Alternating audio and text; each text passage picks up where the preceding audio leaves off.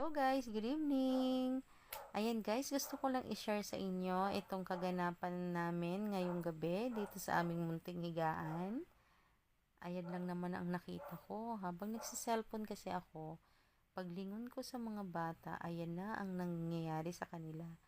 Akala mo wala silang ibang maupuan at dyan pa talaga nila napiling maupo sa Daddy Eric nila. Ayan, at may pasandal-sandal pa ng ulo itong isang bata. At gusto pa talaga yan sumampa. Ginagaya niya ate niya, oh. At hindi talaga siya makontento sa isang posisyon, guys. At kung ano-ano ang pinaggagawa niya.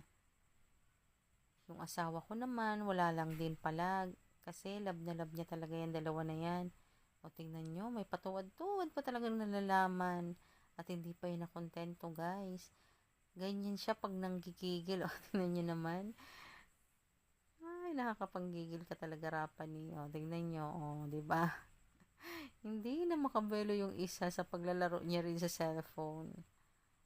O, yun lang, guys.